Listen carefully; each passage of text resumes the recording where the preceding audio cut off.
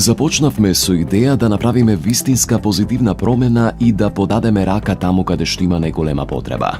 Затоа, на почетокот на 2014 година, спроведовме анкета за потребите на заедницата и каде известна интервенција е најпотребна. Целта на ваквото истражување беше да се слушне мислењето и потребите на граѓаните, непосредно и искрено. Дојдовме до заклучок дека во здравствениот сектор граѓаните се чувствуваат најранливи и несигурни. Со истражување на околностите во здравството се дојде до сознание за проблемот со интензивното оделение на клиниката за детски болести. На овој оддел се носат предвремено родени и бебиња родени со компликации од целата држава, чија бројка е значително зголемена последните години, а капацитетот на одделот останал долго време необновен. Според официјалните статистички показатели во државата, секоја година има околу 23.000 новородени деца, од кои околу 200 новороденчиња умираат, а процентот на бебињата кои се раѓаат со компликации континуирано се зголемува.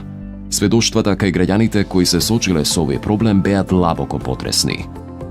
Тука го пронајдовме својот мотив – да станеме гласот и повикот за помош на оние што имаат најголема потреба, на најслабите, а сепак најголемите борци. За таа цел, во соработка со Клиниката за детски болести, ОКТА, како главен донатор, иницираше национална кампања под слоганот «Шанса за живот». Кампања која ќе ја подигне свеста за состојбите на интензивното оделение и ќе помогне во обновување на опремата. Хумана акција што поттикнува секој еден од нас да се вклучи и повикува да им дадеме шанса за живот на новороденчињата да ја победат својата прва битка во животот.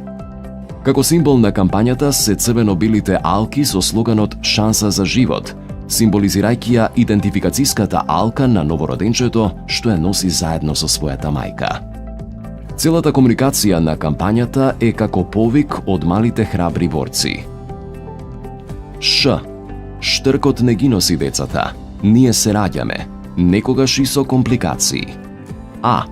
Првата буква од азбуката што треба да ја научам, ако добијам шанса. Н. За надежда, што ја гледам во очите на мајка ми. С. Не знам што е среќа, но ми е убаво кога се смеам. А. Со А ве повикувам на акција. Дајте ми шанса. Кампањата ја објавивме на 18 март 2014 година. И додека нашиот глас стануваше се посилен преку поддршката од родителите и целиот тим од клиниката, помошта пристигнуваше од сите страни. Само неколку месеци од почетокот на кампањата, на 9 јули направена е првата донација – пулсо скиметри, аспиратори и перфусори, се ставени во функција на одделението за интензивна нега на Клиниката за детски болести. Веќе на 20 октомври, со помош на мобилните оператори, беа активирани донаторските броеви, овозможувајќи на уште поголем број граѓани да донираат за целите на кампањата. Истовремено, бројот на поддржувачи и следбеници на официјалната Facebook страница на кампањата рапидно се зголемуваше.